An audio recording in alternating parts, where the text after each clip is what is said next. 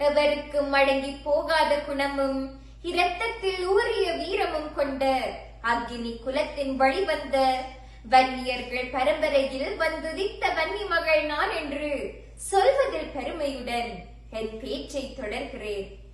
போர்வாளை தனது கொடியின் சின்னமாக கொண்டு ஒல்லாந்தர் கோட்டைகளை வென்று புலியென பாய்ந்து களப்பல கண்டு எந்த ஏகாதிபத்தியத்துக்கும் அடிபணியாது காலம் காலமாக கோலோச்சி நின்று தமிழ் பேராட்சியை நிறுவிய பண்டார வன்னியன் பரம்பரையில் வந்தவர்கள் நாங்கள். திரை செலுத்த மறுத்து திட்டங்கள் வகுத்து அந்நியரை கலங்கடித்த வீர மறவர் வாழ்ந்த மண்ணுக்கு சொந்தக்காரர்கள் நாங்கள். உழுது பண்பட்ட மண்ணன்றி அந்நியரை தொழுது புண்பட்ட மண் அல்ல வன்னி மண். ஈழ தமிழர்களின் வீரத்தினை பறைசாற்றி தாய்மானம் காப்பதற்காய் தம்மையே தந்து இறுதி மூச்சு வரை அந்நியருக்கு அடங்க மறுத்த அடங்கா பற்றுகள் வன்னி மண். அதிக பண வசதி கொண்டவர்கள் அல்ல வன்னி மக்கள். ஆனால் உடல் உறுதியும் மன உறுதியும் கொண்டவர்கள் அவர்கள்.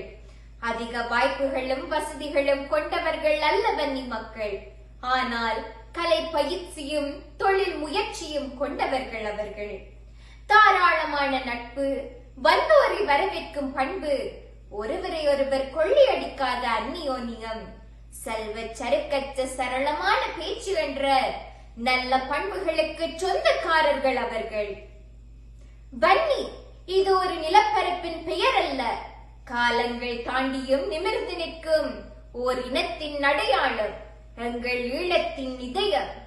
குறிஞ்சி, முல்லை, மருதம், நெய்தலென 4 வகை நிலங்களும் கொண்ட இயற்கையின் பூரிப்பு. பீரங்கிகளை வாழ் கொண்டு வென்ற வாட்கொடி வீரன் பண்டார வன்னியன் தேசம். வன்னி என்றால் நெருப்பு என்று பொருள்.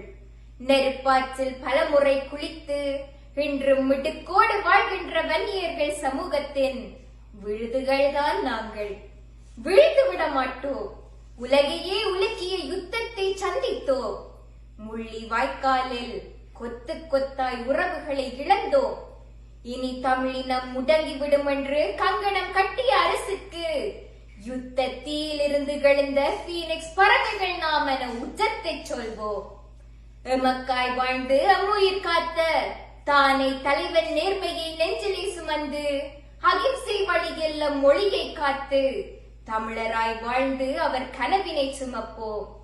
பதுங்கு குழியில் வீழ்ந்து கிடக்க பிறந்தவர்கள் அல்ல நாங்கள். பதுங்கி பாய்ந்து எம்மினம் மீட்க தம்முயிர் தந்த வீர மறவர்களின் ஈகங்களை நெஞ்சிலே சுமந்து எம் பண்பாட்டையும் எம் கலாச்சாரத்தையும் எம் மொழியையும் கட்டி காத்து அயலா நாட்டில் பிறந்தாலும் தமிழன் தமிழனே என்று தன்மானத்துடன் வாழ பிறந்தவர்கள் நாங்கள் என உலக அரங்கிற்கு உரத்துச் சொல்லி என் உரையை முடிக்கின்றேன். நன்றி, வணக்கம்.